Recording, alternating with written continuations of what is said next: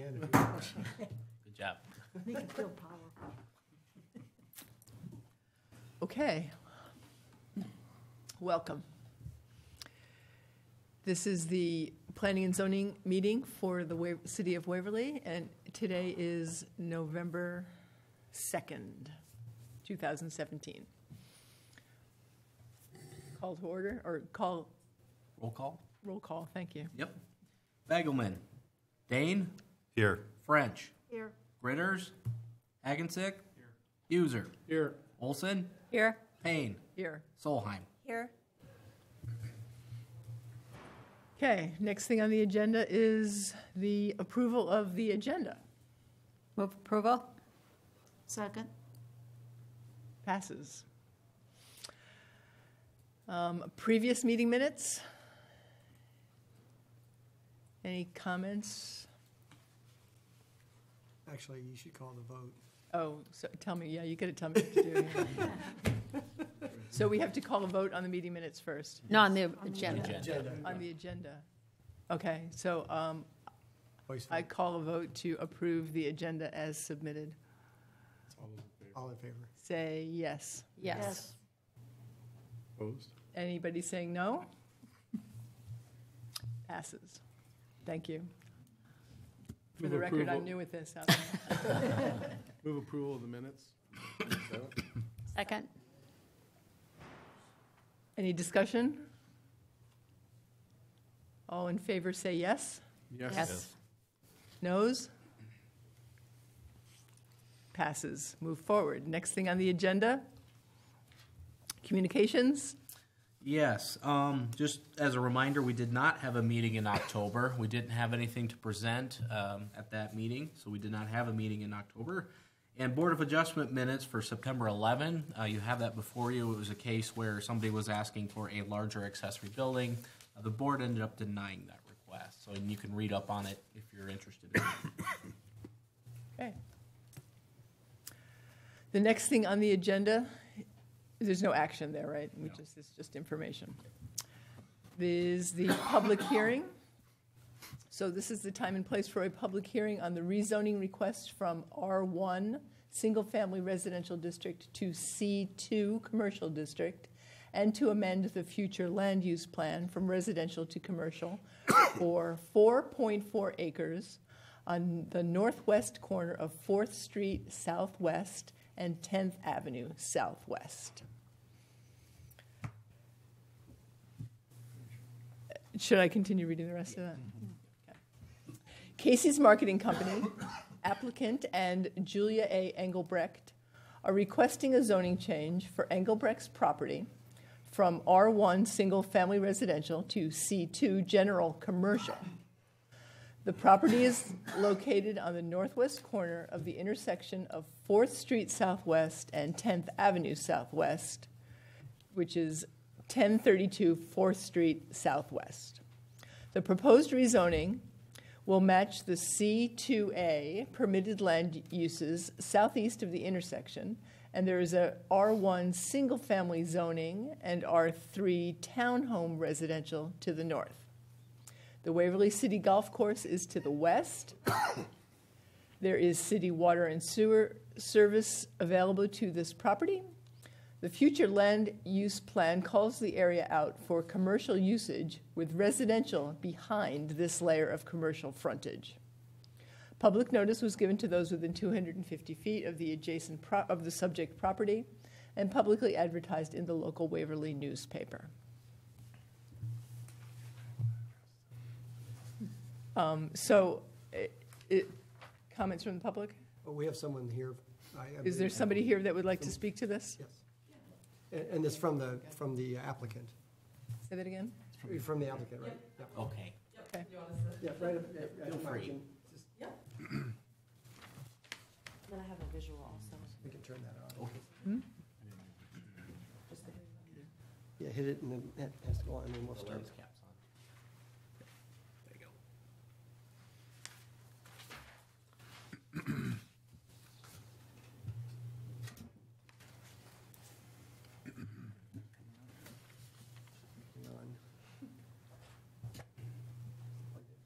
Nothing's coming up. Oh, I know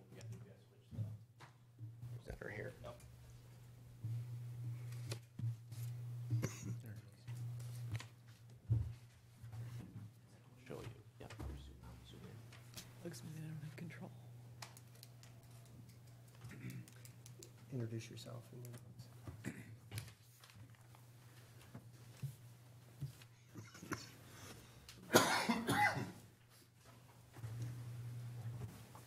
Good evening. My name is Elara Jondal, and I am with Pelds Engineering, and I have with me Bryce Loring from Casey's General Stores. And as she said, we're here requesting a rezone of the property from R1 to C2 for the Casey's development. As you can see on our plan here, we've spoken with the city and we've kind of come up with a preliminary design. Obviously, this has not been through the site plan process. We will still need to work through the city and the DOT to get their approval and get a plan that everyone agrees on. But this is kind of a preliminary layout just to give you a concept of what we're looking at. As you can see, there are two entrances proposed, one off of 10th Avenue and one off of 4th Avenue. There is a convenience store kind of located in the center here with a canopy with 8 fuel pumps providing 16 stations, and then there's a double car wash behind the store. With this site, the western portion of the site is located in a floodplain. So as you can see, we're not developing that area. That area is currently green space, and it will stay green space as it is now.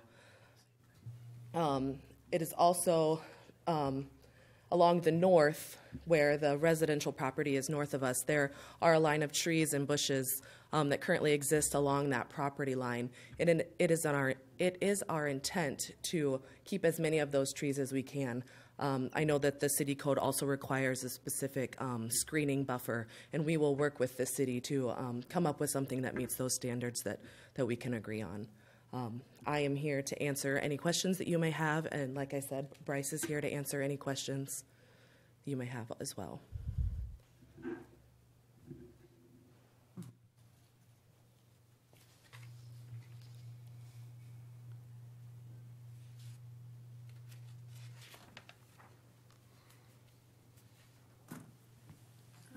I have one question about the driveways, if we're at that point already.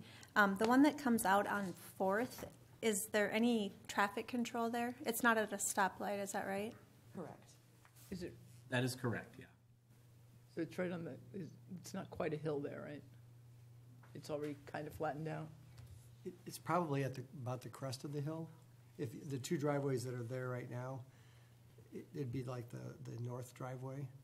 Okay. And I think it's right at the top of the hill.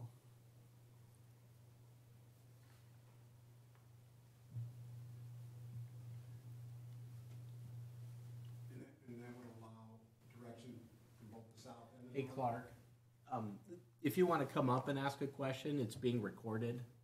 So if you want, yeah, they are on. So are there any other questions of Has So the, the let me presenters? just clarify. The idea here is that we're going to ask some questions. The P and Z P&Z can ask team will clarifying ask some questions. questions, And then and we'll we'll get bring through the that, and Then you can open the Then we public. can open it up to public questions. has the DOT reviewed placement of the drives? They have not yet, but we will obviously get in touch with them.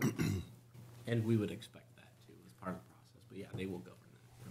If I'm clear, this is just a preliminary because we're only talking the zoning change tonight, you're just giving us what possibly could be the site plan. Correct. Yep, just to give you a Tonight, all concept. we're dealing with is just the zoning change, and that's it. Right. We have just started some review of this on our side, on the staff side. And so we wanted to give you some idea as to how they were thinking about the preliminary layout for purposes of the zoning request. But we didn't expect it to be a final, and this is just something that's done preliminarily and would be subject to change.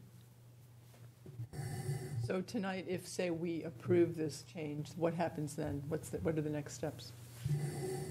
There'd be site plan review by staff, more in-depth, and there would be DOT review of the accesses onto 4th Street.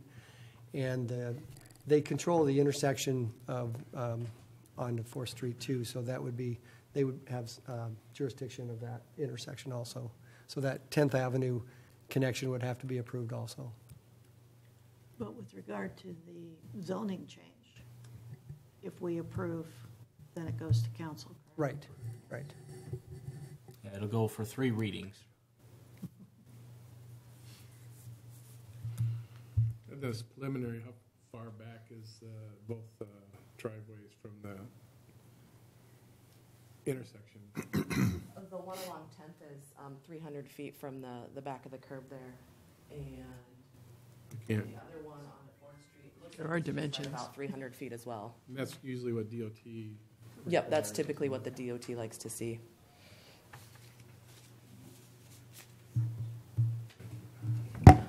Kidding, because it's really not legible.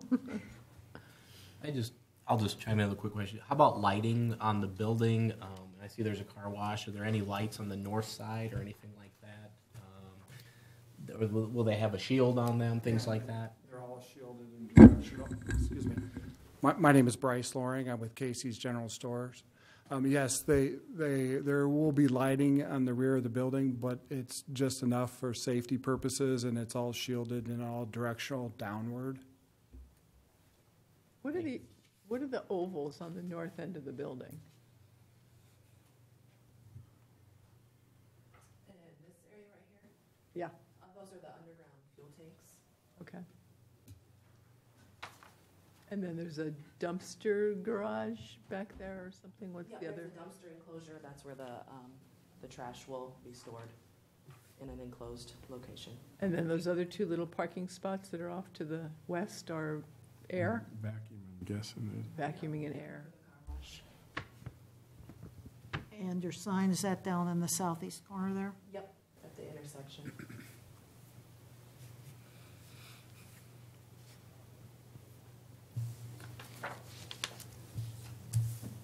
Any other questions? So for the actual rezoning, on our diagrams, it's more of an L shape. Is that correct, is what we're looking at? Currently, it's residential?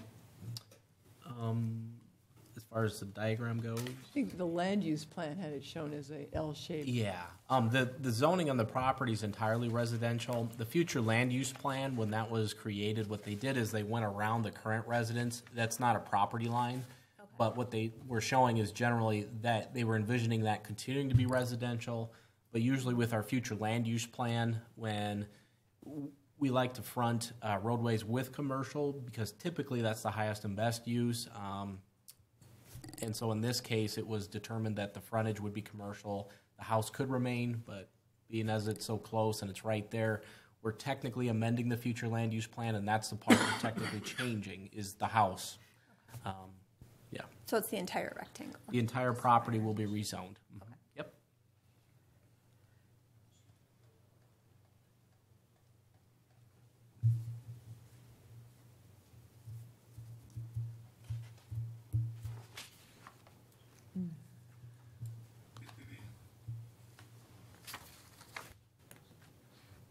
I guess I don't have any more questions. Does anybody else have any more questions? Rich, you've been noticeably quiet. I wouldn't want to give Huser too much ammo yet. I'd like to hear what the community has to say. Yeah, I would too. Thank you. Thank you. Are there comments from the community regarding this? We ask that you come up to the microphone and state your name and address Yes, for the minutes. Yeah. for the minutes.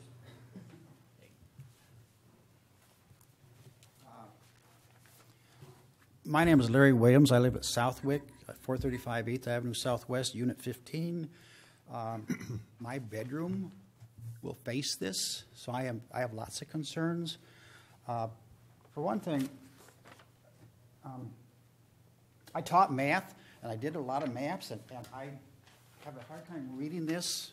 I'm looking at, I'm confused as far as, is it 4th Street where the exit is there, where that's going to be?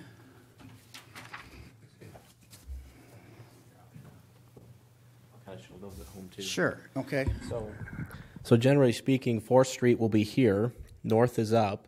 So here's your entrance on 4th Street.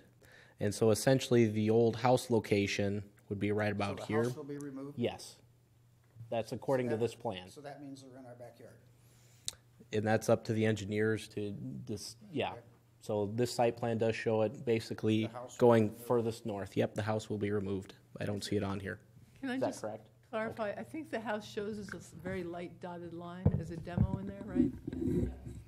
That may help you sort of be oriented to what's, everything is in relationship to the house. So that, I mean, that's a great concern of mine. Other concerns are going up the hill. If this, one of the entrances is going to be before the hill, right before the stoplight, is that correct? Where would the entrance off 4th Street be? How far down from the stoplight? It's about 300 feet north of this. 300 feet, so that puts you just about 3/4 of the way up the hill? I think that they were saying it was closer to the top of the hill, where that entrance already is. You can see on Well, the entrance, you mean into Underbeck's property? Is that where it will be? there's an existing entrance just right here, just north of the property. That So goes it's into just the right. house. I mean, we're looking at traffic concerns. I see a lot of red flags there. I see a lot of accidents happening, particularly up the hill. And even on 10th Street there, we have a lot of pedestrians from the middle school. I mean, that sidewalk is used continuously. If you want to get on that, or go east on that street at 4:30, once Koenig lets out, that's impossible. I mean, those cars are backed up almost to the viaduct, the railroad viaduct. There's so much traffic in there at 4:30. So I think that's a concern. Another concern is, for instance, the lighting, but the water flowage. Since we've got in the new Walmart, the new Hy-Vee, the stream between our condo association and the golf course, if we get a 1/2 inch of rain, we get what we call Lake Condo down there. We do. And it floods the golf course. And I think with this, we're going to get more water down there. And I think that's a concern to me. I guess I would like this in our backyard since they are going to move the house. We have 16 units there, and it's going to affect my building most of all because, you know, we are building number 4 and we abut the Engelbeck property. We're right next to it. So as far as the lights, as far as the noise, especially if you car wash, I mean, we're asleep at midnight and it's going to be 24/7, is that correct? It will not be. It will not be. So what will your hours be? The hours would be either 5 or 6 in the morning till 11 or 12 at night. Or even 11, 12 at night. So if I want to wash my car at 12 o'clock and you've got residents sleeping 100 yards away, I mean, you can't cut that noise down. And maybe just for this, I'll just interject a little bit. Mm-hmm. Maybe for this situation, we're just kind of commenting about the use itself. And the finer details, maybe you can ask them after the meeting, if you so choose, and they can kind of go into more detail. But first, safety for one reason. I think you're going to get a lot of car accidents. Safety of the students coming from the middle school. There's a lot of bikes. A lot of people use that as a jogging trail. I think that is a concern. If you're going to put more, you're going to put something there and you expect more. And especially if that parkway gets opened up like you expect, that's going to increase more traffic down that road. So I guess I see a lot of red flags. I have a lot of concerns. When we bought that property, it was a golf course property. I'm concerned now that property values will be decreased. If I try to sell my condo and now I've got a Casey's next door, I mean, like I say, I have a lot of concerns. Okay. Thank you. Thank you. Thank you for your comments. Would anyone else like to comment? Again, please state your name and your address. Darrell Buchholz, 415 8th Avenue Southwest. I want to know why we need another gas station to start with. You got 4 of them now. This will be the 5th. That's the only question I have. I do not see a need for another convenience store, and a gas station.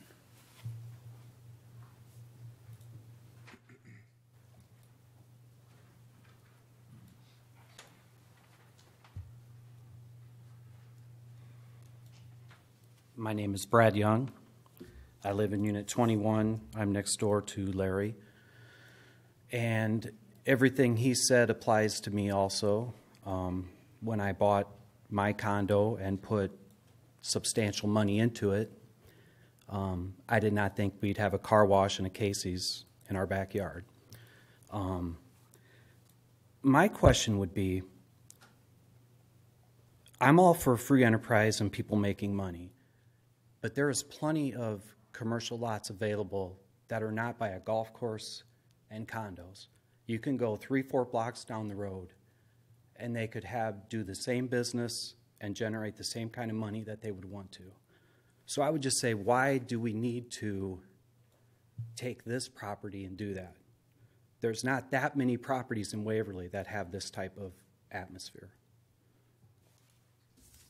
Thank you.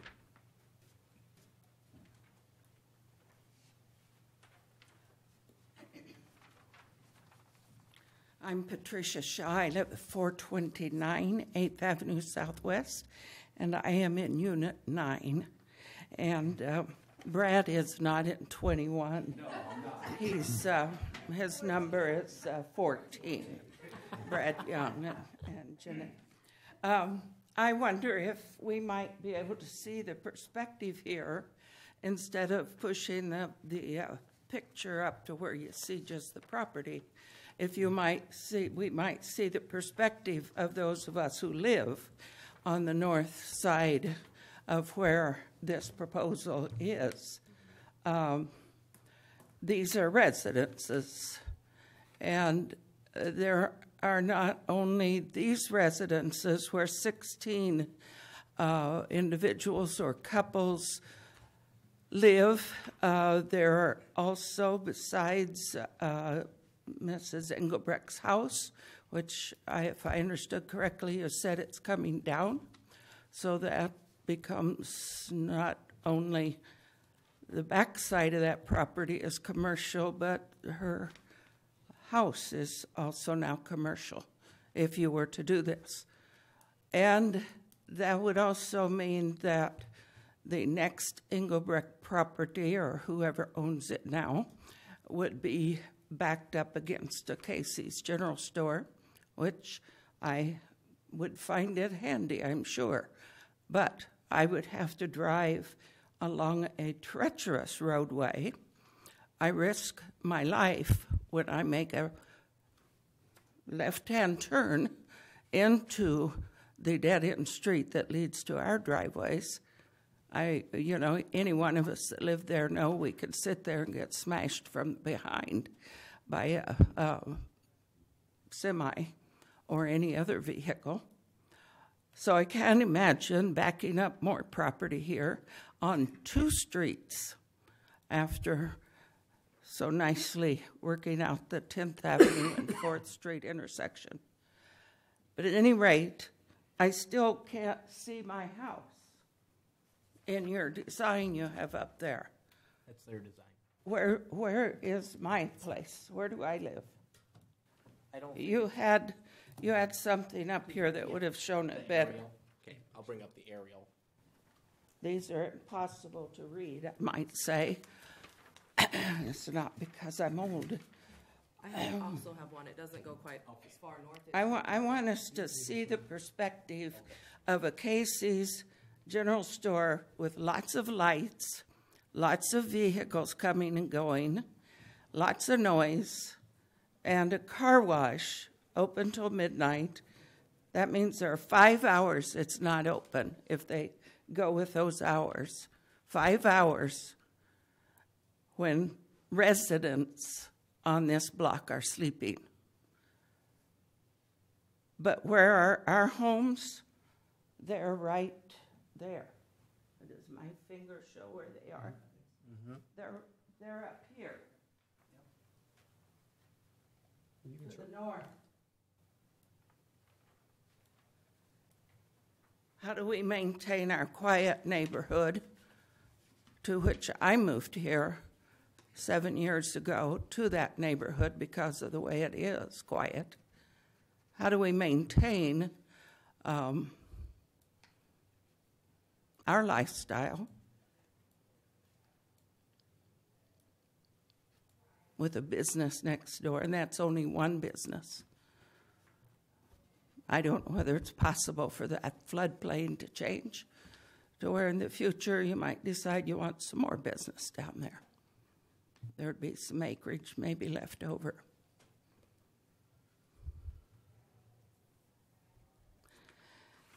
So I don't know whether I've included, may I come back if I haven't included all I intended to include?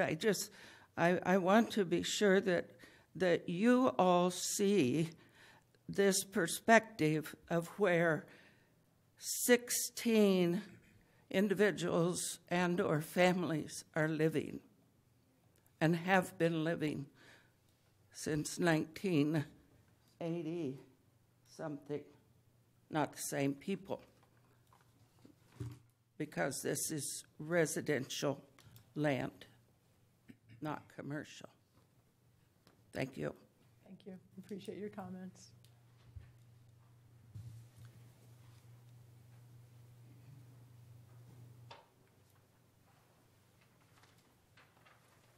Hello, I'm Tammy McKenzie.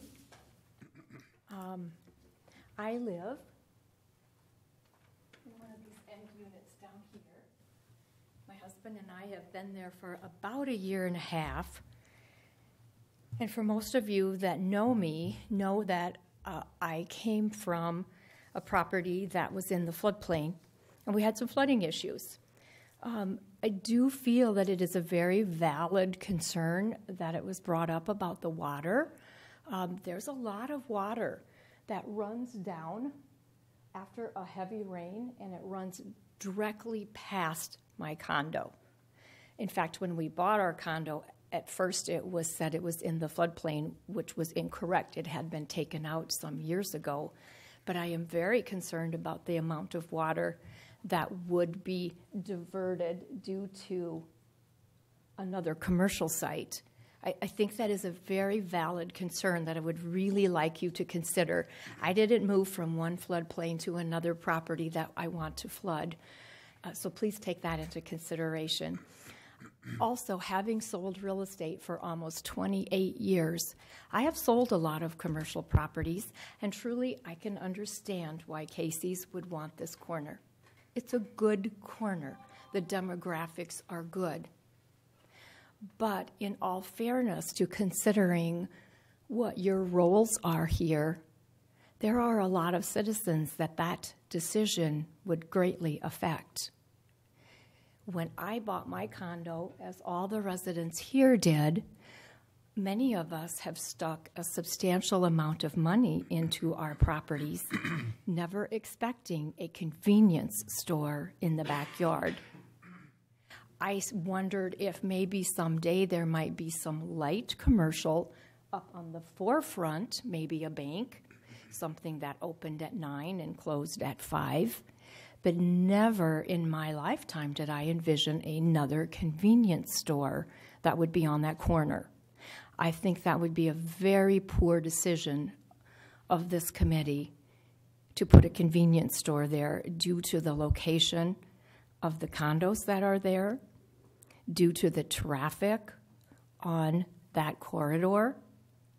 Coming down that hill, as Pat said, when you are sitting there facing north in the northbound lane, intending to turn west into the development, you just pray to God that somebody coming over the hill doesn't rear-end you. And if you have another driveway just a little bit further to the south, I think you're going to have a huge traffic quagmire.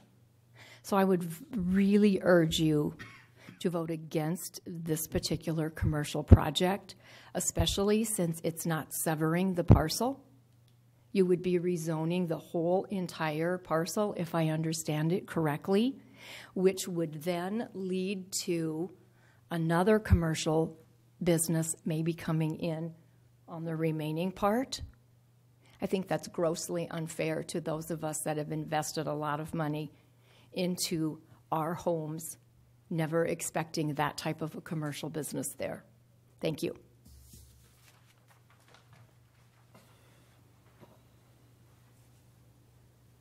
Anyone else?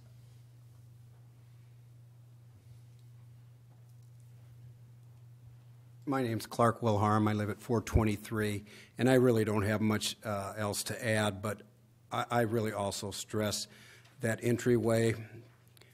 There are a lot of walkers, a lot of bikers that go up there. That was my largest concern was the traffic issues. Thank you. May I ask a question? Thank you. Patricia Shaw, 429. How many of you have gone out, maybe about 3:30 in the afternoon, and maybe you'd like to come by and visit me? And so you're coming down from Hy-Vee or McDonald's or the hardware somewhere, and you want to make a left turn onto the street into where we live. About 3:30, 4 o'clock, and you sit there. Now, if you will, just imagine the people who will be sitting at that other driveway to turn left into the Casey's. Now, you might say, well, shoot, they'd go down 10th Avenue Southwest and make a right-hand turn instead of a left. Well, maybe they would, maybe they won't. But at any rate, I'd encourage you all to take a little field trip and go sit out there on that street, 4th Street Southwest, facing north, sitting in that lane during the time when people are coming up the avenue from Waterloo. And if you haven't done that, you don't know what we're talking about. And I would encourage that. And like Tammy has said, I encourage you to vote no on this and to preserve our investments and preserve a residential area. I misspoke a while ago. There are 3 homes on that. There's the Engelbrecht home, and the Jansen home, and then the 16 residences. Plus, there's another condo association on the entrance there to 8th Avenue Southwest. So you are talking about a large community, and so consider going out and see what we're talking about, and take a picture, maybe from your eye, from the air, to the close proximity that we would be to all of this commercial property. Thank you. Thank you. I just wanted to address one thing. She's absolutely correct about the traffic on 4th Street, and that's one of those things that is going to be addressed when the project is done from Burger King to Dairy Queen. The plan is for having a 3-lane section between there. Beyond that, though, there's a plan to have a left turn lane coming down the hill to be left into 8th so that those people can safely turn. That's part of that project that's going to be happening. They would be restriped and actually widened going up 4th Street up the hill. So there is plans to change that no matter what happens in development. Would that be a managed intersection? It would not be a managed intersection, but it would have a protected left turn both ways, both directions. I really don't. I mean, there's a couple different renditions of this, but it all involves left turn protected left turn lanes onto 8th Avenue, because that's clearly an unsafe intersection that needs to be fixed, and that it isn't the plan. I have another question. On Sure. the plans that you gave us, that shows 8th Avenue Southwest cutting further to the west and then turning south. Is that a plan? This one? No, Oh. the one in our packet. Oh, you're looking at the right-of-way there's a that's going right-of-way. through It's the not a golf road. course. Okay. Yeah, the right-of-way exists even though there's no road we usually reserve that for public utilities. We've never vacated that, right? It's not planned to go through. Question for you, Ben. Sure. The future use plan shows part of that area, part of this property as commercial. The frontage, yeah. Right. How long has that been shown as being future use as commercial? I believe it's on the new amended, Right, but how far back has it been shown as commercial? just this year, when it was amended this year. Yeah, the 2016. It's the new amendment. Right. And I think the waterway on the west, I don't believe there's much of that could be developed. It's a lot of that's in the floodplain. That's another issue that was brought up about the flooding. That's not just a problem that is going to depend on what's developed here, because that's an issue that goes farther upstream. And we are looking at that also, and we're looking at how that could be remedied and helped farther up. And so the city is aware of those kinds of issues. And I will just add to that, piggyback a little bit, and the engineers are here tonight, and I mean, they are going to look at that, and typically the easiest way to describe what they're going to do is the amount of water coming off the property now shall not be changed. It's basically got to be the same amount. So whatever methods they're going to implement, that's what we're expecting. So, regards to additional, water flow in, they're expected to manage that. And you can do it any number of ways. Bioswales, you can do like a detention pond that would help slow down the water as it's coming off their property versus all at once, sheet flowing off. So there are methods they can employ that we've seen by the Walmart as an example. You see the big wet area there, and that's an example of a detention area. It slows the water down. And quite frankly, they could. But what would happen probably in this development, like it is in others, they would have some underground storage that would slowly release the water. So they would store it on their own property underneath, and that can be that's the DNR's concern, because when they have a plan like that, they want to see that you're not releasing any more water than would be released across the surface. May I? Please. Sure. Patricia Shaw. You mentioned the floodplain, and therefore nothing will be built back in this area behind to the west. As Tammy pointed out, the map changed so that her property went from being in the floodplain and at least part of it, and now it's not. And so what would keep that map from changing, the floodplain map, to where something then could be built on the back part? And also this has nothing to do with it, I know, but we also have the Ramker property that sits to our west, and I see us being enveloped by commercial properties.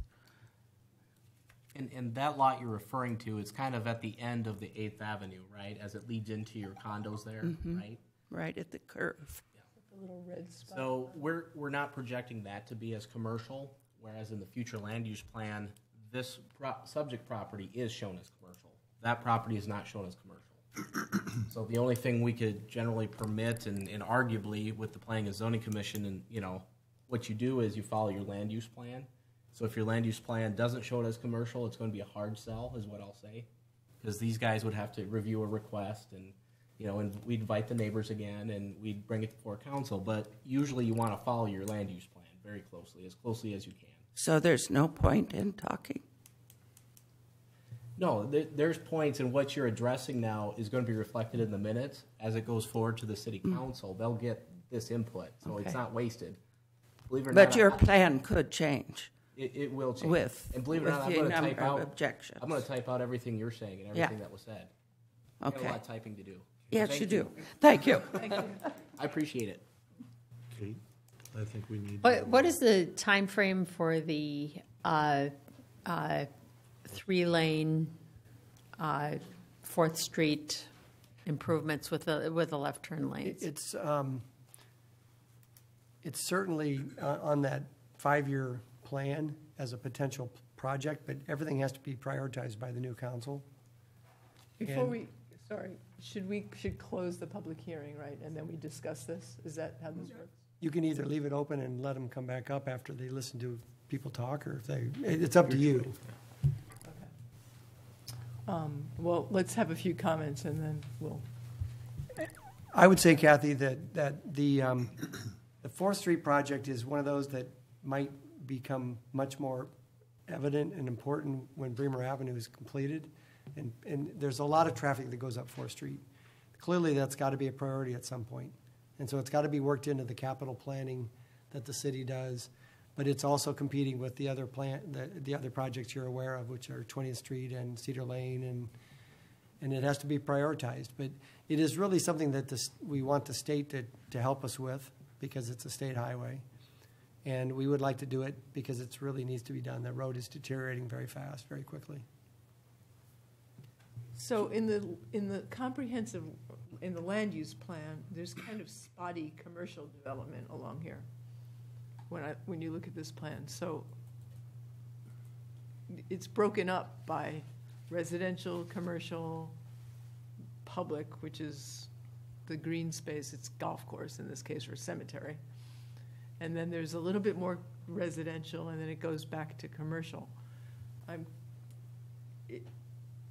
It seems a little strange in its sort of chopped upness along 4th Street there. Was that a gesture really in respect to the properties that were there? Yes. Rather than really just objectively looking at development? Because at one point, Waverly started when you went down the hill. I mean, 218 was a 2-lane road until you got to that, and when you went down the hill, you got into Waverly.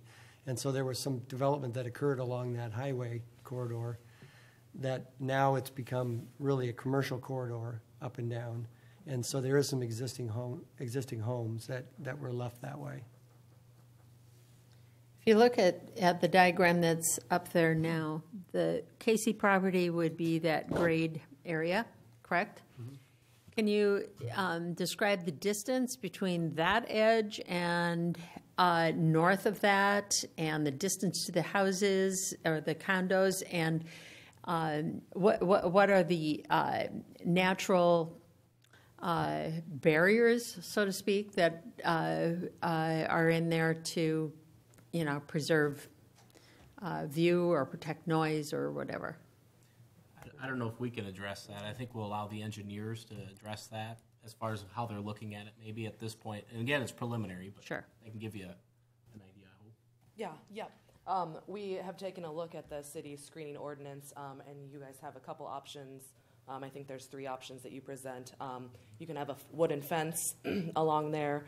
You can provide some landscaping, a 10-foot landscaping buffer with mixed plantings so that there's screening all year long. It's not just deciduous trees. You would have some evergreens, some deciduous, just to give it a nice feel.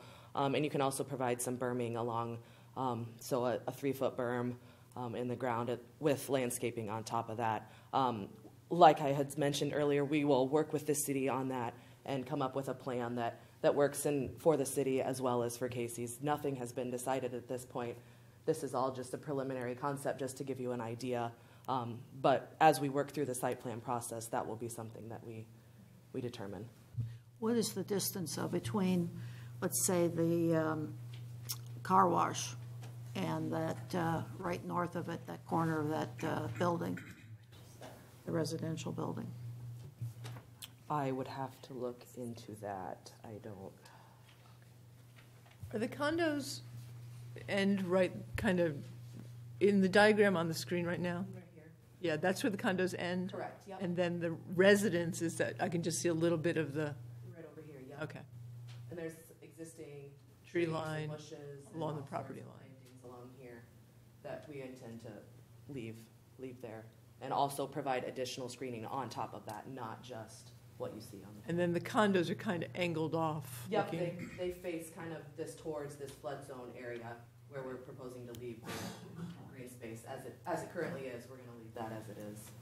But looking at your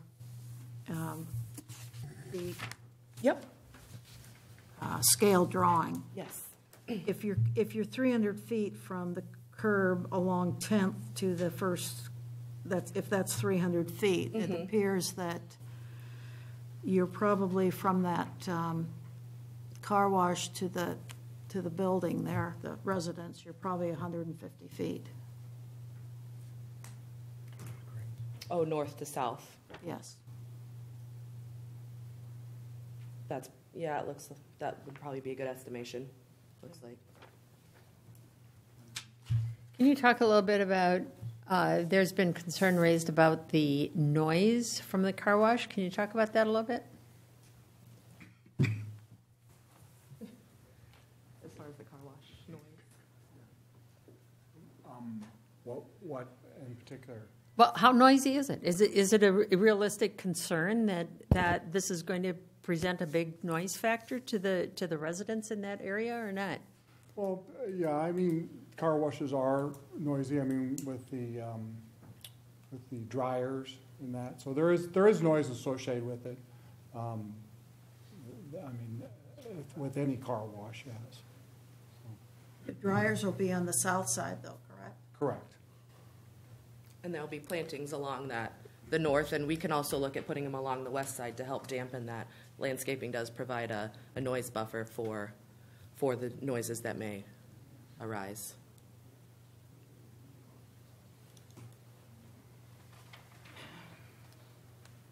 What action do we have to take? Right now, the question was, what action do you take? Now the action is to, if the public hearing is still open, take final comments and then decide on the rezoning, the land use alone.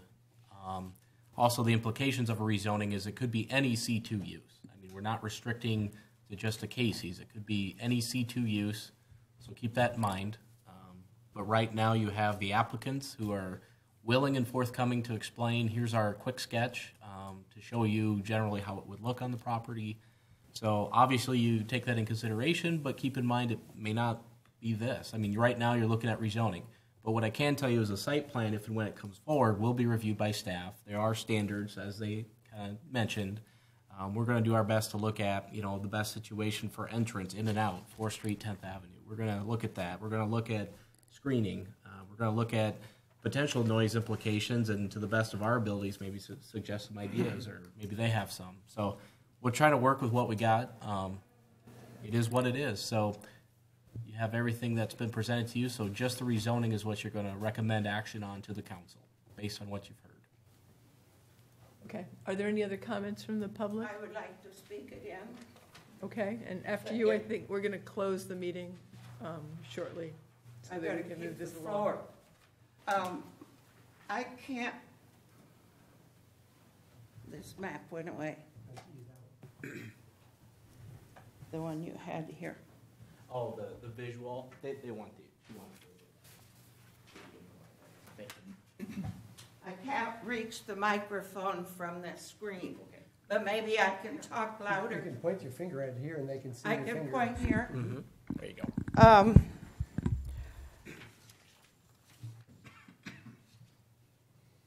Okay, this is north. If this map is in any way accurate, those trees stop back here. They're not clear out here.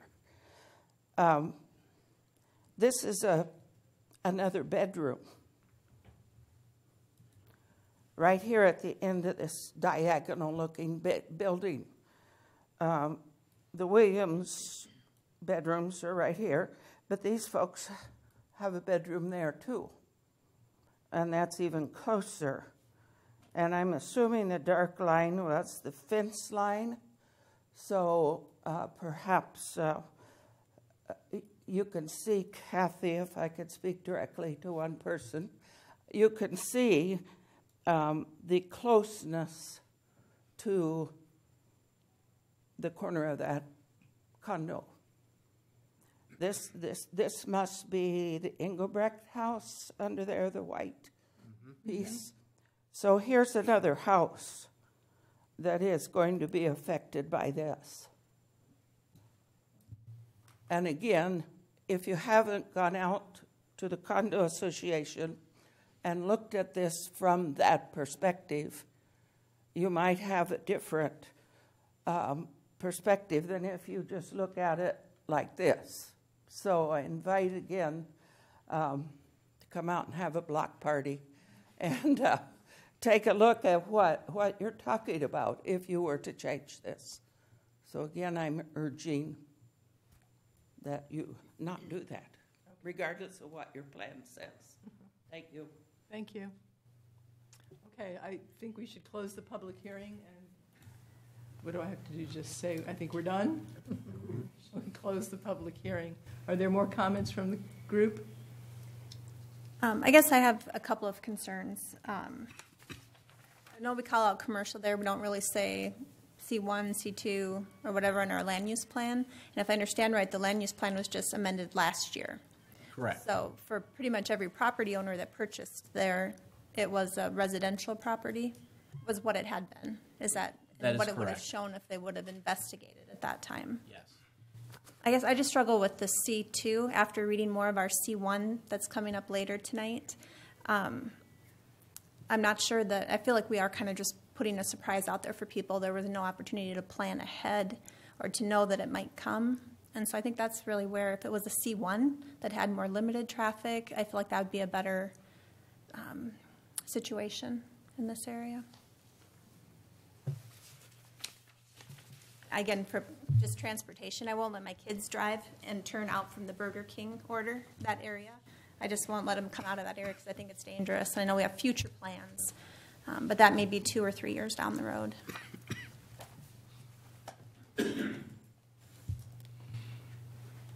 Anyone else?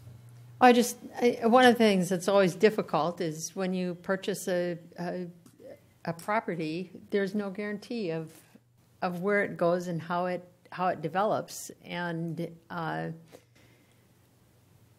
so difficult as that may be, some of those changes do occur if they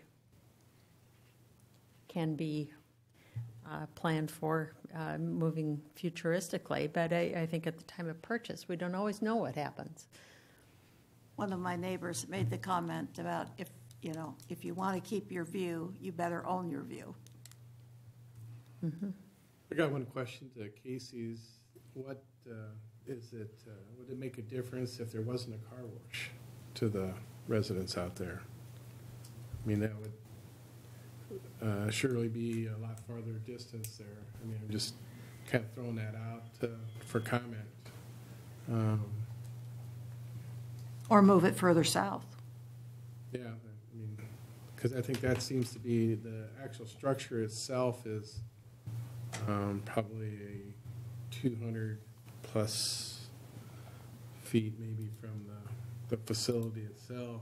That could be, you're right, it could be moved farther south too. I'm just throwing that out there to try to find some happy medium if it is possible. But I mean, Mary's correct about, you got to own it if you want to protect it. I mean, there is, on a corridor like the 218, that's all the way along there is going to be possibilities for commercial down the road.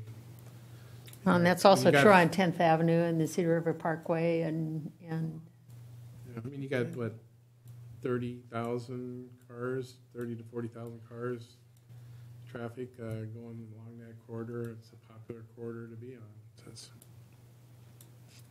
I haven't seen the last traffic study. You guys probably know what it is. Coming out soon again. Yeah, we're waiting for the new one because it's got to be way up. From You know, it was back when we first did Walmart. I don't remember when that was. They projected 30,000 in 2020. Well, I think we've surpassed that a couple of years ago. But it's a busy corridor. We would also have to do a traffic study, and it's time to do the lights. If everybody realizes it now, but we're going to have to do the lights before the parkway opens, so that the left turn signals are going to have to be operational. We're going to have to optimize them. All those things are going to happen when the parkway opens up in 2 years. So Casey's can only go in there if it's a C1. Two. Right, C2. Today's C1 also. Mm-hmm. It could be C1 today. Yeah, we haven't changed the C1 yet. That's right. You're right, Chris.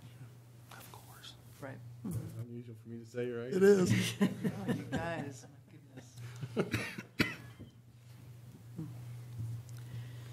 Any Yeah. other comments from? To me, the question is, we've let it become, do we want Casey's out there?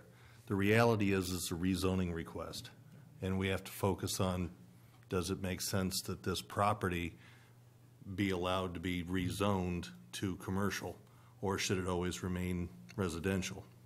I think there is good reason for the commercial planning that has occurred. Whether this is the exact layout or not, that's really not for us to determine. The reality is we have to ask ourselves, should it be commercial or should it be residential? And weigh it on the merits of that. So that's what I encourage us to look at.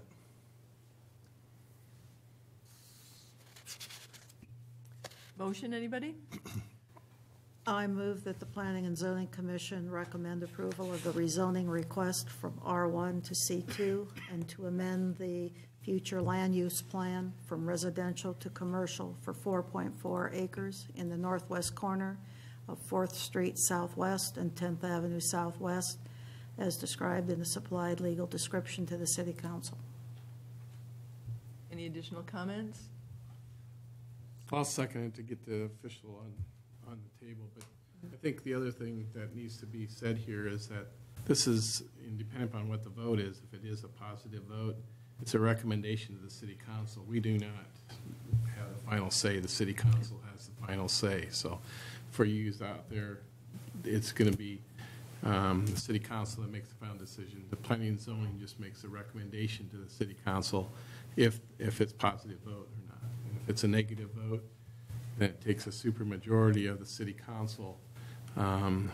If they so choose to go further, it takes a supermajority of the City Council to approve the rezoning. So just to put that out on the table there. So this isn't the final step here. So okay. I guess for me, my only comment would be I think C1 maybe would be a better option than a C2.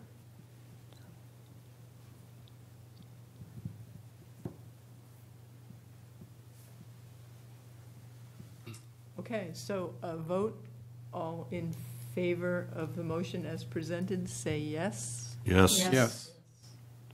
Any noes? No.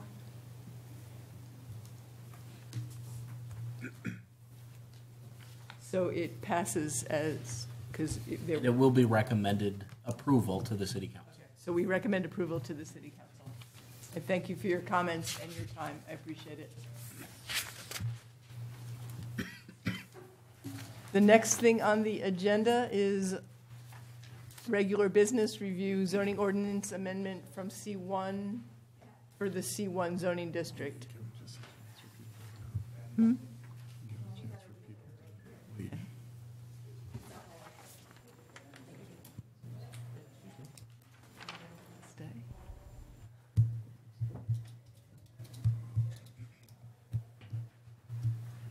Probably shut that door.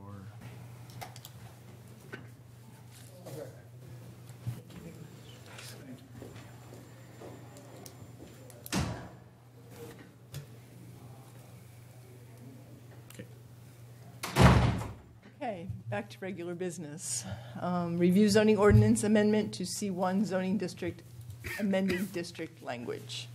City staff is requesting the commission to review and recommend action to the council on the request to amend the city code section 100.12 C1 neighborhood commercial district to better reflect the location of service-oriented businesses to be located within this area, in addition to schools and churches with special provisional use consideration. Well, Ben? yep. Considering this is staff-driven, initiated, let me just kind of go through the rationale on some of this. So, if you recall, we went ahead and we studied the residential zoning districts. Staff recognized that some of the uses in the residential setting were commercial. And essentially it ramped up from the R1, R2, R3, R4 to the point where R4 was allowing for office usage. And so when somebody were to rezone mass tracts of land asking for an R4, it could be anything from detached single family to office commercial, which led to a little bit of hand-wringing, a little bit of angst when it comes to providing services. What kind of services is the city going to have to provide? Because somebody could propose something, but we would have to basically play catch-up and expend a lot of money of taxpayer dollars to probably catch up to the development. So to add a little more predictability, what we're going through now is we've gone through the residential. We've kind of established a hierarchy of densities for residential, if you will. Low density would be your R1, your R4 would be your most dense or apartment building. And so when you start looking at our commercial zoning districts, we wanted to be in the same way, okay, kind of the same fashion. So our C1, C2, C2A, and C3, what you're looking at is we essentially have two C zoning districts. You have C1, which essentially we envisioned as office or by appointment type businesses, and also churches and schools as a special provisional use for review before recommendation. So essentially what we've done is, this is the previous R4, and basically it talks about uses. It talked about incorporating a blend of low-density residential, dwellings which have a higher grade, allowed in R2, et cetera, in all commercial establishments. So that just got a little too wordy for us, okay? It just allowed everything. So what we did is we peeled back almost all of the uses in there that were basically focused on family care homes, child care facilities, home occupations we're still permitting, but essentially anything that requires a lot of parking space, additional water, sewer line service, those are the ones we were looking at. So I'm providing for you in your packets there a C1 amendment. You can see in the darkened, bolded language text of what we envision as fitting into the mold of allowing for your entry-level commercial type uses, the lowest intensity commercial is what I'll call them, your by appointment type businesses, your banks, your doctors' offices, lawyers, attorneys, accountants, architects, things like that. And also then you're getting into also, what am I missing here?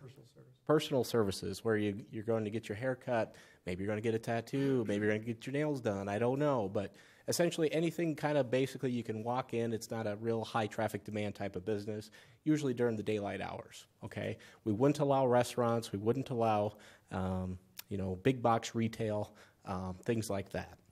So with that being said, I provided you the text. I kind of went over the R4 district as it used to be. This is not the R4 now, but I'm showing you what it used to be. But essentially, that's what we're trying to do. So with that being said, are there any questions or concerns? I'm just looking at your special provisional uses piece there for schools and colleges, public and private.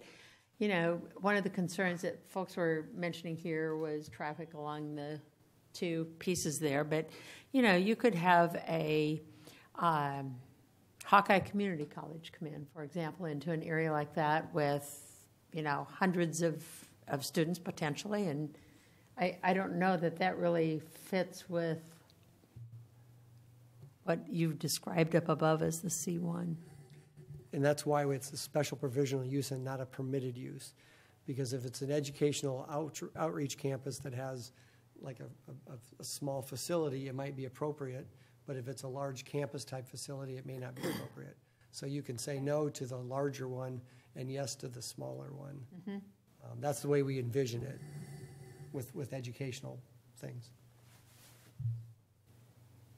And I guess I'll just add one other thing, and this is kind of an obvious statement, but when you look at our zoning map, I challenge anybody to find a C1 zone property. You won't find one. Waverly does not have a single C1 zone property. What we've done over the years is we said you're either R4 or you're generally C2, because essentially, or C2A because of limited depth, but you allow for C2 uses, that's correct. And then C3, our central business district, allows any C2 use as long as it's in the downtown setting, minus a few that require some loading docks. But essentially, what our goal was for this application, we envisioned, for example, the 10th Avenue corridor. You notice on the north side there's a lot of development going on. We would envision something like that being a C1 district. Those are by appointment, generally low traffic volume, but they do generate some traffic and require some parking. But in our opinion, it's not overly burdensome to the traffic system. So that's kind of what we envisioned for this. And so this would be kind of an additional palette, I guess you could say, to use on our zoning map if you so chose. Like one of the comments that was made about, should this rather be a C1 use or a C2 use, for this particular piece of property based on, what standards. So we envision this as kind of being the buffer area, the true transitional district from your residential to your C2 commercial. If that makes sense, that's kind of what we envisioned. It's the ones we took out of R4, so there's no place for them. So you either have to go to C2 or nothing. So having C1 lets somebody have a strip of buffer between residential and hard commercial. And that's kind of why we had to do it, because we really wanted to have a place for those businesses that are no longer in R4. Throughout my time on on the commission, we've, at least in my mind, we've looked at C1 for smaller buildings, smaller lots, smaller entities. And in fact, in the old C1, we're limited to 2,000 square foot building. And in this new use of C1, we allow professional offices, business offices. I think I can envision a building that houses 15 different companies. And that's not exactly what we've always looked at as C1. I think C1 in its original intent was smaller businesses, smaller uses that are tucked in here and there that are primarily service oriented. And I think that we are losing some of that with this change. I think we had to stick with the small lot, small size, and frankly, you control the type of business, the size of business, and you can still put everything in from R4. But, we thought about that because we thought, well, we really want to encourage those kind of little mom and pop little stores, but we haven't had any happen. I mean, nothing's ever used it. Nobody's ever used the C1. Nobody's ever done those kind of stores. And usually those kind of stores now are the little places in the strip malls where you have the little individual stores that are lined up. It isn't the same as having the newspaper stand or the things that they really envisioned with the old C1 was really envisioning those urban areas that had small little shops lined up in and among the residential areas, and we just don't have that. As I looked at this list of things that are crossed off in the C1, and I started to think about what those facilities are like today. You're right. They don't work like that anymore. It used to be the small ones, now they're the big ones. It just doesn't work like that anymore. The smallest drugstore you're ever going to find is a Walgreens. Unless something changes dramatically, I'm not going to have a laundromat down the block because I'm not giving up my washer and dryer, and I don't think anyone else is either. We just used the C1. We weren't really trying to convert the C1 that was there before. We actually just used the number to do a different thing. Service stations was in this list. And then what did they used to be? Service stations. Right, on the corner, you used to pull in, get your air inflated, get some gas, and then you went. Now? Small, yeah, they were small. Realistically, it's not that way anymore. Things have changed over the years, and Bill and I were really combing through this code, and we realized, a lot of the language we used, you look at other communities, they have these same things. And I challenge anybody to call up their zoning official and say, I want to do a variety store. What the heck is that? That can Five and dime. Well, what's a five and dime? My point is, we laugh, but that has a place, in my opinion, in our C3 Central Business District kind of setting. That's your small shop setting, and that I think is where we're at right now as a community. And to foster the C1 again is to kind of provide this buffer area when you have true C2 commercial use fronting on the main highway, but then maybe right behind that or next to that you have something fitting in that. So the benefit of this is that it forces the buffer because you have an R against a C. Yeah, and see that's what. What if it was a strip mall, a small strip mall that included a medical clinic, a small pharmacy, Tattoos. some tattoos, yeah, sure. Beauty shop. Yeah, you know, urgent care clinic, and a few of those things in one complex. Is that C1? I think it is. Yeah. And the rationale behind that is we kind of look at it as, traffic volume, intensity. We would consider those low intensity type uses because you're not going to get most anything after 5 or hardly anything before 8. I mean, then it's quiet, so very rarely would you expect. Another aspect of this that we were looking at is, so think of the stores that are large retail type stores and restaurants and those kinds of things. What supplies them? Large semis, large trucks, large vehicles.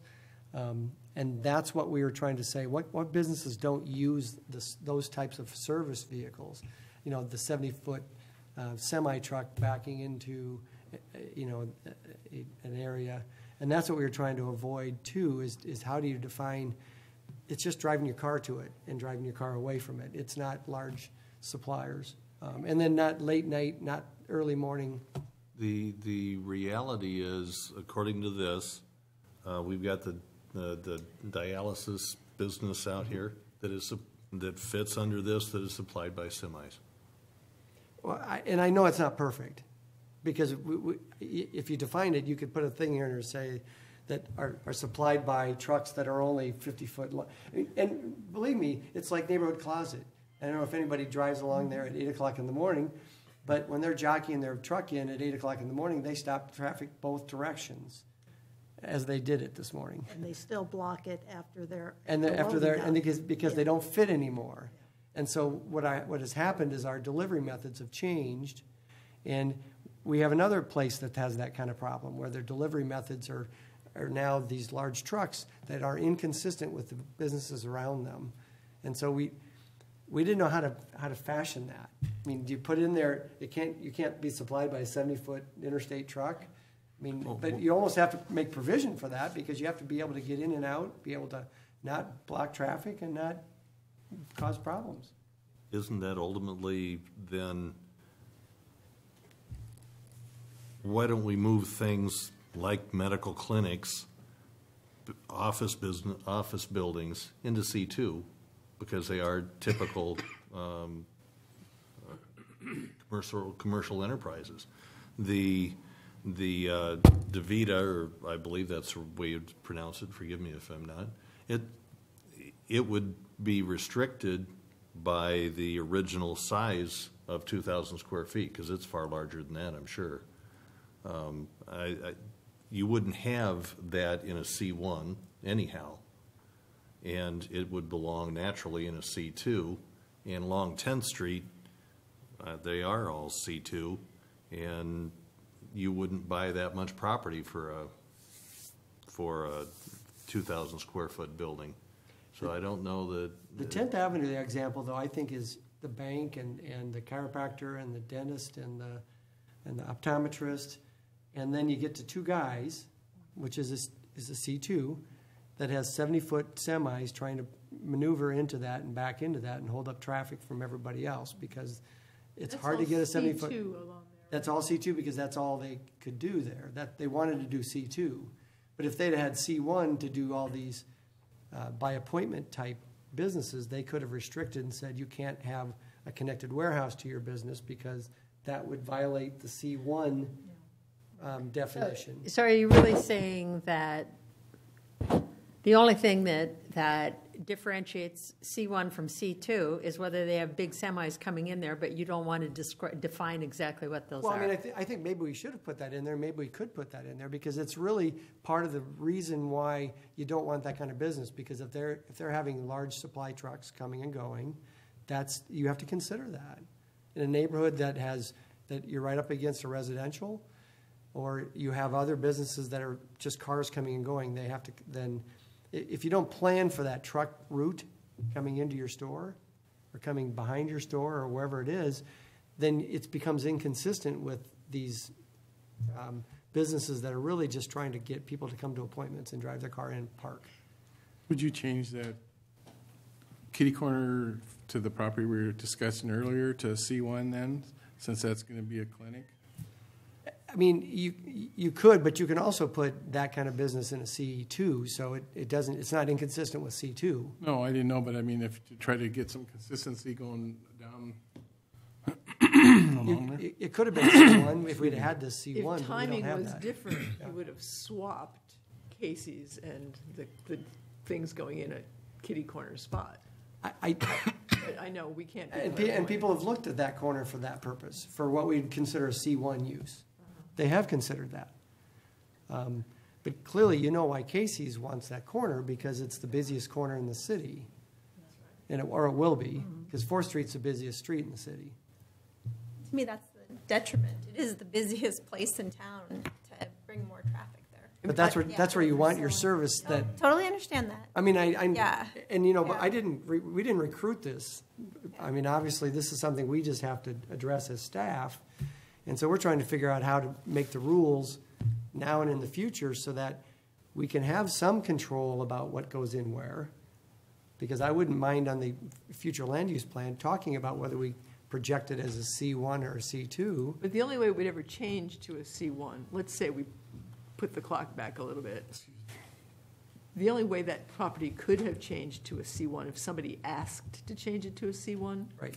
Yes. Or if somebody were to, and again, it boils down to generally, does it fit with the intent? And Bill and I worked on the wording of the intent of the C1. And you look at the intent of C2, they're supposed to be different. And I think we've done a better job of trying to differentiate them a little bit more, okay? The intent for this is for light traffic, by appointment primarily, and primarily on arterial collector streets. The intent is that it's not going to be popping up in the middle of a neighborhood, i.e. spot zoning, but it's going to be gravitating towards where you're having the edges of the periphery, if you will. So then obviously the frontage is probably your most visible. That's why a lot of people desire that, to locate their businesses there for the type of service.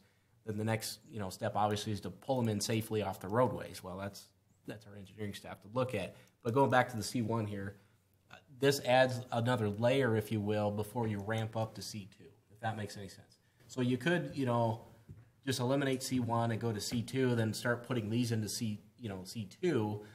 But I think you would lose this ability to layer a little bit more, to say we have this ability to rezone a property from, R1, from A1 to, C2, but you're realizing it's right next to residential. That doesn't make a whole lot of sense. I mean, for a restaurant or, a big box retail, it just won't work because of the impact of the neighborhood. But the C1, somebody could say, we would recommend a C1, but not the C2. So we're going to recommend denial. And maybe that could play out someday. That's why we're trying to give this a go, to say this could help future decisions rather than keep it muddied, if you will. So we're So if you trying look to at improve things this. along 10th Avenue, I'm talking 10th Avenue, I'm not talking about Cedar River Parkway yet. Right. So as there is more commercial development along there, wouldn't you also then, I mean, right now it's all C2, so it would all be rezoned? No. What we're looking at is any new properties that may come up for rezoning. Okay, so let's essentially. suppose that there's something on the south side of 10th Avenue. Perfect example. That would be rezoned potentially? The first thing we do is we look at our future land use plan. Always look at that. Your best attorney will tell you that when you make a land use decision. But if we were projecting that on the south side to be commercial, then you could look at that and say, what kind of businesses would be appropriate here? Would it be the intent of the C1 or the intent of the C2? And then you would have to kind of make a hard decision to say, if somebody's come forward with the C2 and for some reason you just don't see it, you're like, boy, that's going to really impact, this whole area. And because you would want that whole strip then the same. zoned one or the other? It would be more compatible, right. Yes. I would agree with And that. think of 10th Avenue, that when they did that strip along the corridor, they knew they were going to have access to the 10th Avenue and they would be visible for people to put businesses. But they were also backed up to residential properties on the backside. And so would they rather be behind the chiropractor who doesn't get there until 9 o'clock or 8 o'clock in the morning, or would you have an all-night restaurant that's up till 2 o'clock or bar, because in a C2 you could do that. And, we kind of look at places within the city as kind of examples for us to how we create good planning. And that's the one example I thought of as a really good C1 example because it has housing right behind it. Where does a bar or a restaurant, we're talking about creating pockets within the city where there is a mix of residential and, small business kinds of things. So what happens to a small bar or restaurant in that area? You'd have to put it maybe on the next corner. I would argue that without residential behind you. You see, that would be your C3 area. That would be the intent of that area. Or even look at Pizza Ranch. Technically, you put that on the corner, not off the corner, but on the corner, and then the dentist office and so that is now on the corner would be behind it. Right. So and the dentist office used to be a liquor store. C2, then C1, then residential. Well, there was something when that was the Villager. There was just a little bit of residential. It was an apartment house behind there, and then there was none of the low lawn back there. I mean, that was the end of town. And you usually use multifamily in that area too. You buffer again with multifamily, and then you go to single family. That was the first stuff before the housing went in there was the Rieger apartments, and it was all apartments there, and then it became residential behind that. Right. So if you look at the timing for all of this, we got big strips along Cedar River Parkway and south side of 10th Avenue and so on and so forth. Do we look at rezoning that before any of these specific requests come in? Well, I think we've done that with the land use plan. That's what we've done as a projection of what might be there. You try not to just pigeonhole somebody into it because it's not our land, but what's more likely to occur. It's like the property on 10th Avenue that's on the north side, the Robertson and Bry property. I could see that as being residential. I could see that as being mixed. I could see that as being commercial on the corridor or by the arterial, but then residential. I mean, you can see a variety of things. So you want to have an open mind when it's bordered by roads and you don't have to have something right next to it. Mike Cherry wanted that as a Walmart. I mean, when we met with when I was chairman, and there could only be one person from the council, myself, and I mean that's where Mike wanted the Walmart. And now you don't think of that as being the appropriate place because you want to put the Walmarts farther out on the edge. Mike fought hard against the Walmart people that he wanted that for the Walmart. Well, I think the Walmart's in the right place, in the edge of town, and there's no residential around it. So except for their water detention. Maybe you can slip them your business card. So, again, our purpose here was to really get a C1 that's light commercial. We try to get a light commercial. And if you have suggestions about what we can add to it, what we can clarify, what we can take away from it.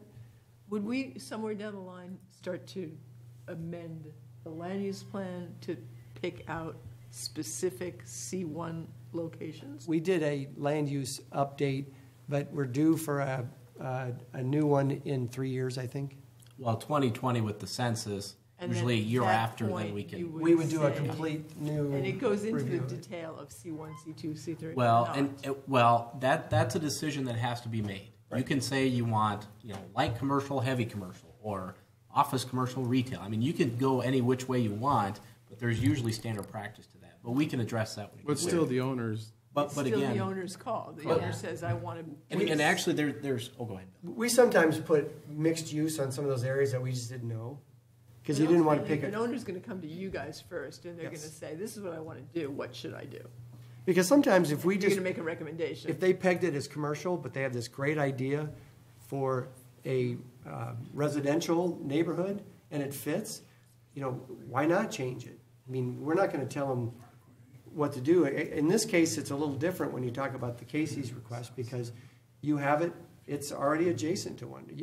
You have great reason because it's right next to a really busy road.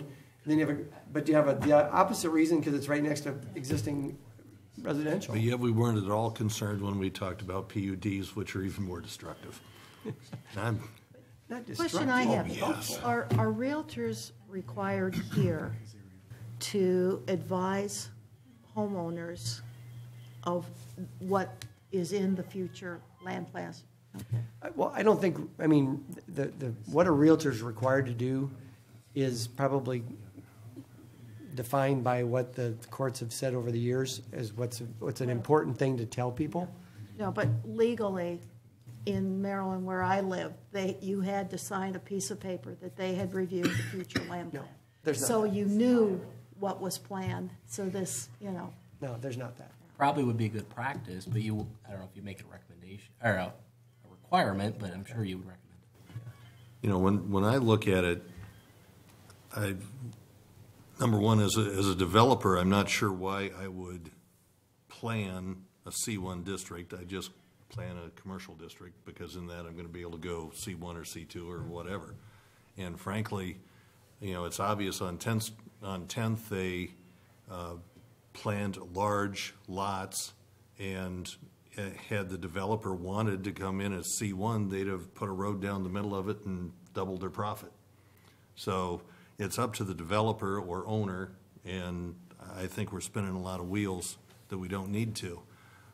In the original old, whatever we want to call it, plan, we allowed childcare, we had allowed drugstores. What is a laundrette? Well, you know what?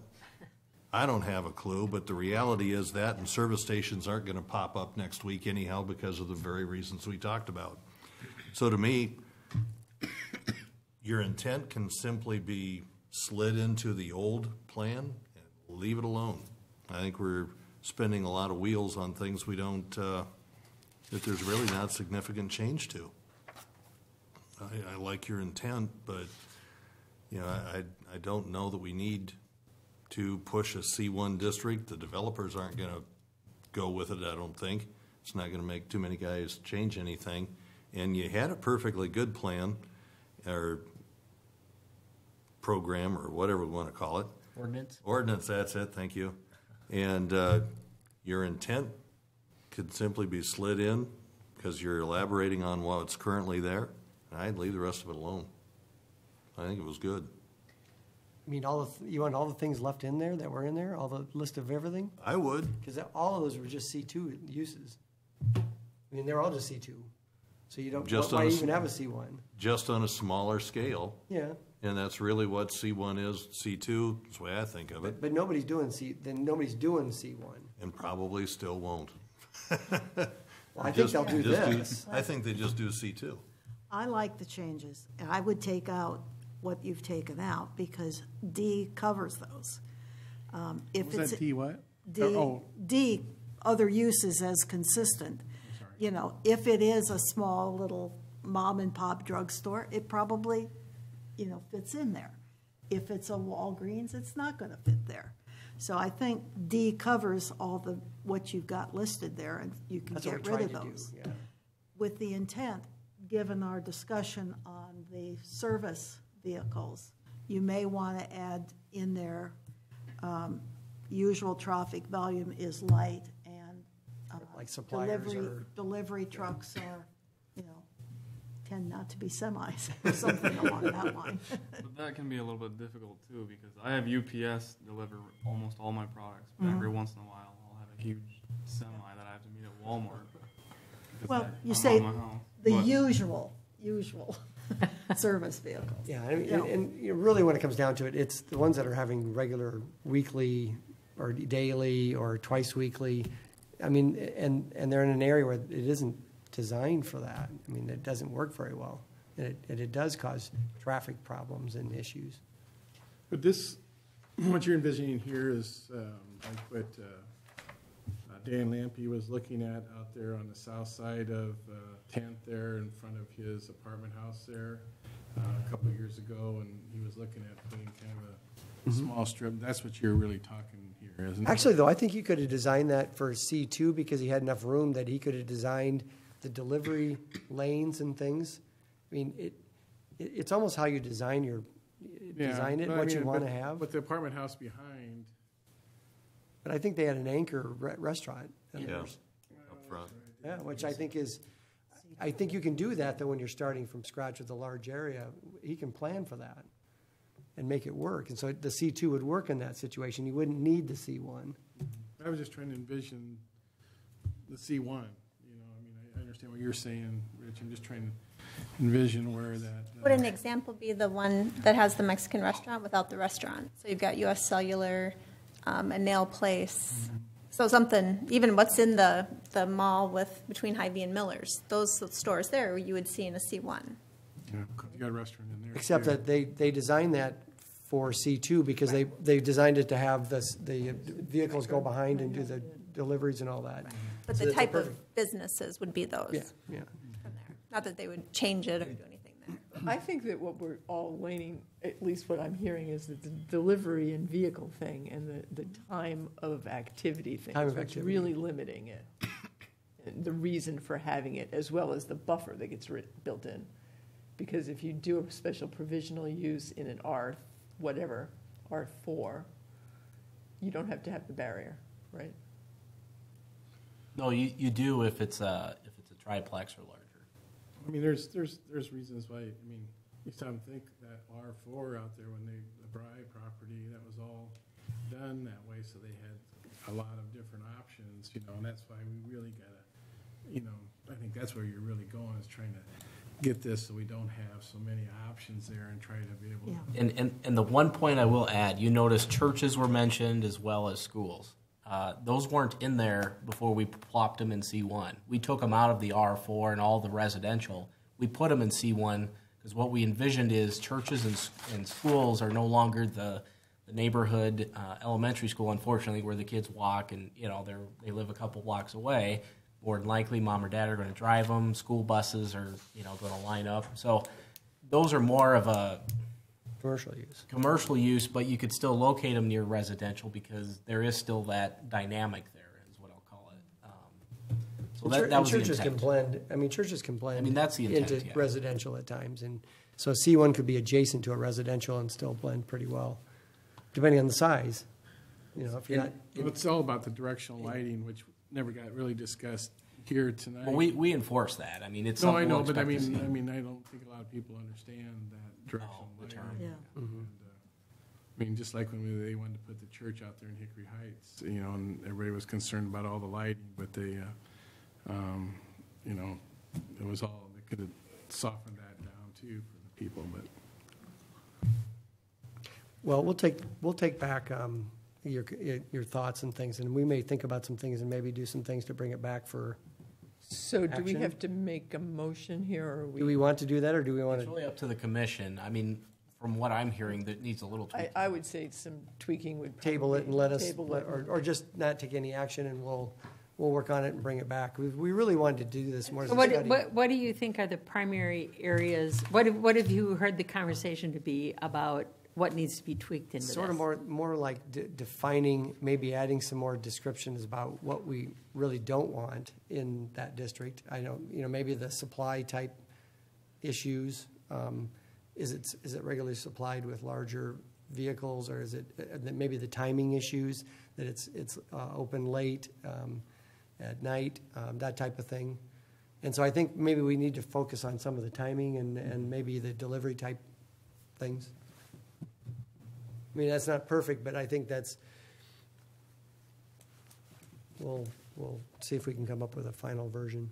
But I think you're going to, if an urgent care clinic was considered C1, it's probably going to be open all night long, but traffic is not high. So, you've got it usual, typically, Most And I urgent know- care centers too will close by 8 or 9 o'clock Yeah, at they're night. not- I They're was gonna pretty say, they're not- limited, about 12 hours a day. That's what, at least in our communities. Waterloo, Cedar They're still Falls, drive up Mason. and they're quiet. I mean, it's not going to be Yeah. a lot of 2 in things the going morning, on. you're still going to the emergency room. Yeah. But it may change It because they're could. changing Things do more to be change. 24/7. Why are you taking out childcare? And what are you doing with it? Childcare probably wouldn't be one that had to be taken out of there. I mean, we didn't take it out as a specific thing, but it sort of would be by appointment type of thing. Well, Maybe it would and be. keep in mind it's a child care facility. Typically, a facility is generally you're caring for more than 6 kids at a time. like the So, Waverly. so there you might have additional drop-off. I mean, Traffic issues. I've always imagined economies of scale with almost everything now is childcare facilities. When that comes to my mind, it's a lot of traffic in the morning, a lot of traffic at night, and coming and going throughout the day. But then there's nothing at night, so you might have a point there. So I don't think taking it out as a specific thing, like crossing it off, means that it wouldn't necessarily be consistent with this type of usage. I think it would be, actually. Other uses that are consistent. That's why we yeah. try to use that D catch-all Yeah. phrase, because we wanted to say, if it's a really huge facility, that may be different than if it's a small, serving 25 to 30 kids. But I think what you're saying in D is, okay, Mr. Developer, tell me how it fits into C1. Right. And if you can show us that it fits a C1, then it's a C1. And so final thought that I have is this is your tool to scale back something that obviously it fits in C2, but kind of a fail-safe would be to say, we're going to put a C1 on this. We're going to recommend C1, for example, because then you're kind of tied to what you're proposing to do, so you couldn't, accelerate it to a restaurant, retail center. That would require a large truck. So in other words, this is kind of a tool you can lean on to say, we're going to scale it back to C1 versus allow you to have a C2 because of the impact, for example. That's why you. I thought those are for this C1, that's a really valid. I mean, to me, I guess I haven't been as in-depth involved with all of our different zoning things, so I thought this was one we already had and used this way. I didn't realize there was that much change to it, But that would be, I think that's a really good alternative for a property like that. I understand 100% why Casey's wants that land and wants to be there. So from a business perspective, I can't blame them at all. I think it's inevitable that it's going to grow that way. It's just a matter of time. Yeah. But that's just my opinion, so. I think we'll bring it back. We'll bring nothing it to back. move on. You're going to take We'll bring it it back. back this time. I think we could get faced with the two houses, the Engelbrecht house and Jansen house someday, being more like a C1 in there. Mm-hmm. It wouldn't surprise me. And then you're really going to, because you're right behind all those residences. What's interesting, isn't the Jansen house it was over where they're building, Where the clinic is going. where the clinic's going in. Yeah. That house used to be there, and it was moved to there. Yep. Bernie Smith moved it over there. Okay. Any old business? I have a question. With the recent news of Cross Point Church purchasing the junior high, does that remove the special provisional use that was on there? Or did we have something for parking? Yes, it did because we rezoned it to a C3. We did already. Yeah, so essentially it kind of went away.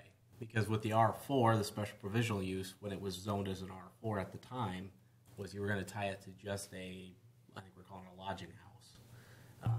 But now because of the, nature of the use, the C3, the church does fit in there. Okay, and it sounds like they're taking care of parking, which was our number one concern, I think. Yeah, for the that parking area. is, they've got an agreement with Fairway to use their lot during Sundays. Okay, plus it sounded like they were building some. Yeah.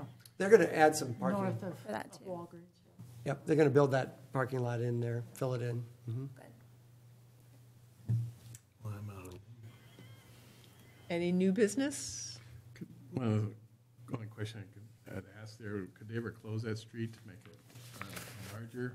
To ask to close that street and buy that street and make it a larger parking lot? The traffic issues, we actually spent a lot of time working on that. And the traffic problems are such that when we went back to them with what might happen, they thought, well, maybe we'll just let you have the street. And we're going to let them park on the one side. We're going to enhance their ability to use that street without closing it. And I think it would be a real hard issue right there because of the way the configured one-way street and the traffic patterns there would really be difficult for Fairway and for others in Walgreens. Maybe not Walgreens because they have multiple entrances, but we're just trying to keep that. And I think they're okay with that because they did ask about that, and I think we went through it, and I think they're satisfied that right now they don't want to have us consider that at this point until they build their parking lot. Any new business? Anybody want to close it up? Move we adjourn. Second. Done. Thank you.